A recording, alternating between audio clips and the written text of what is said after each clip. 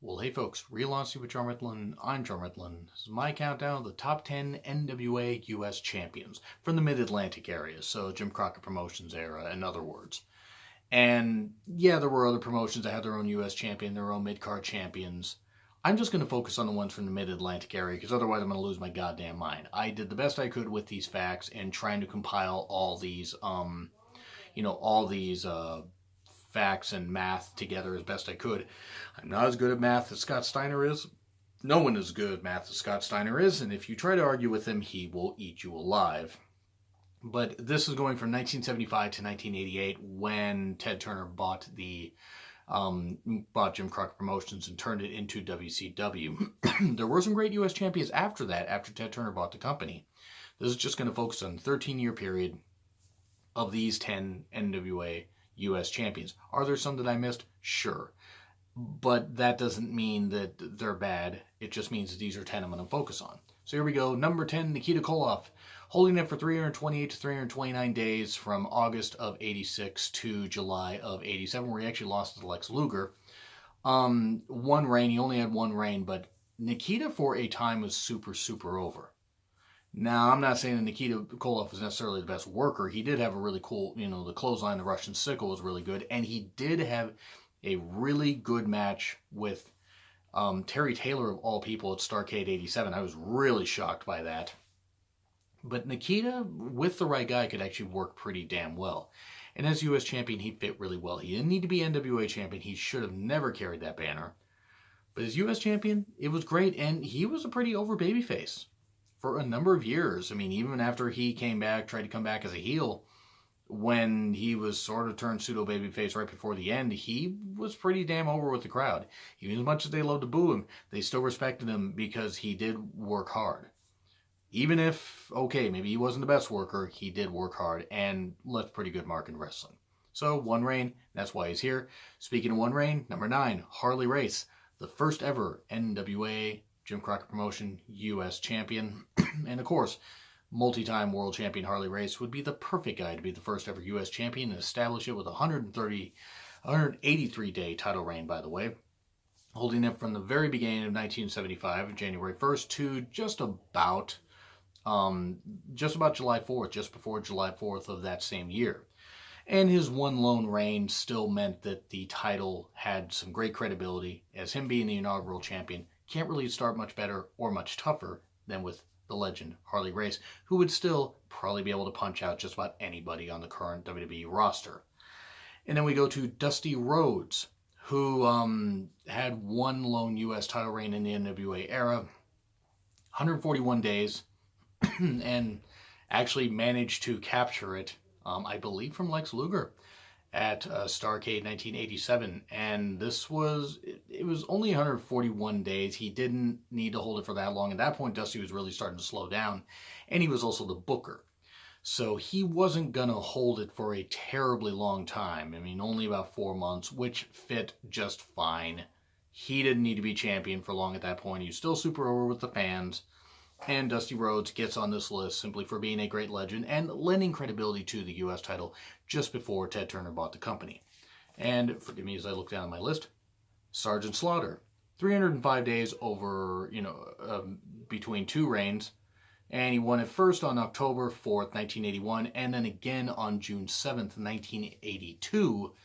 2 reigns, and Slaughter was a really good worker. A lot of people seem to forget that. A really good, hard worker, established, good in the ring, good on the mic, good as a heel, good as a babyface. Him and Don Kernoodle were a great tag team. They had some great matches with Ricky Steamboat and Jay Youngblood. And as U.S. champion, he was great. He was really, really damn good. And just over 300 days between 2 reigns. That's why he gets up here on the list. Had Harley Race held the title a second time, he probably would have been in the top 3. But Sergeant Slaughter ranks just a little bit above because of 2 title reigns. And then we go with Magnum TA, 302 reigns over 2 title reigns. He won it in March of 85, and then also from Tully Blanchard in that great I Quit Steel Cage match at Starrcade 85.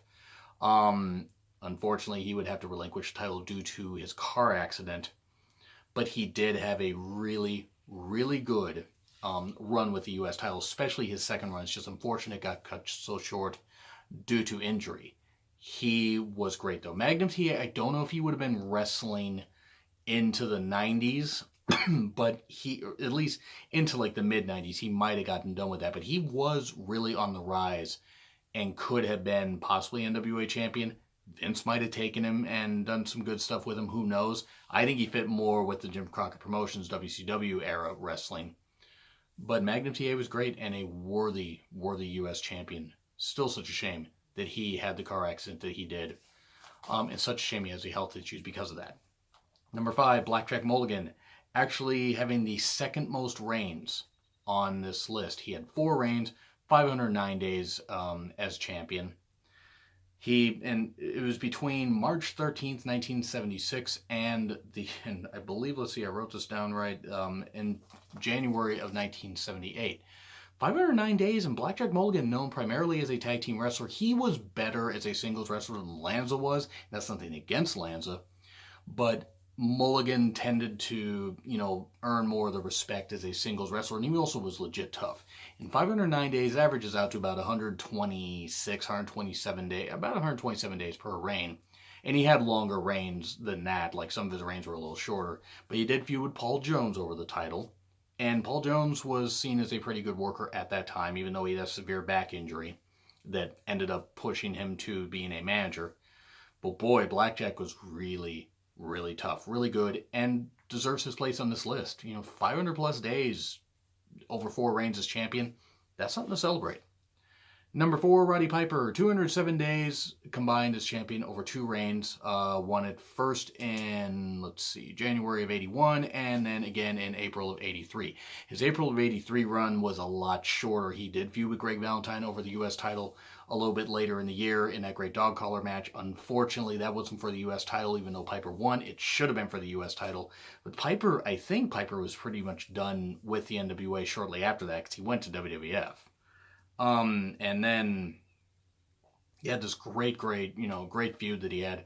But Piper was a really good, solid worker and deserved to have a championship well before he went into kind of his part-time run in WWE.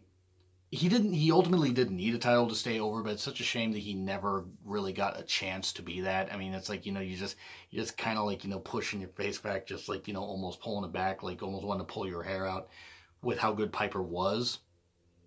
But I got why Piper didn't stick around WWE. He was beat up, he was tired, and he deserved a run, but never got it.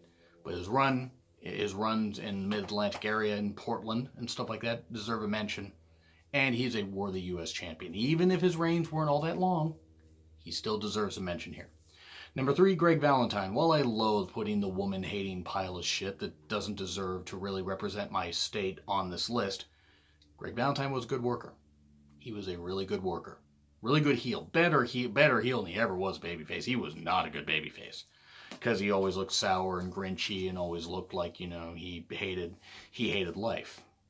He especially hates when women aren't in the kitchen. I'm sorry, Greg Valentine, the fact he hates women's wrestling that much. I mean, if you look like a pig-faced, worthless fuck like him, you probably wouldn't necessarily have the best view of women either, because he probably has a problem with women, because they probably wouldn't want to sleep with him, because he's a pig-faced looking fuck. But anyway, Greg Valentine, 512 days over 3 reigns as U.S. champion. First win was on July 26, 1980. Last win was on April 30th, 1983. So he actually won it from Piper just after Piper had won just 2 weeks before. But 3 reigns, 500 days, that's 500 plus days. That's a really good, establishment, or way to establish a great talent. And yeah, I mean, I like Greg Valentine necessarily as a person, especially with his views on women's wrestling and women in the ring in general. Greg Valentine was a hell of a worker and deserved to be U.S. champion. So that's why he's here on this list. Number 2, Ricky Steamboat. 3 reigns, 240 days. Ricky never held a title that long. You notice that? But boy, it meant a whole lot when Ricky won it.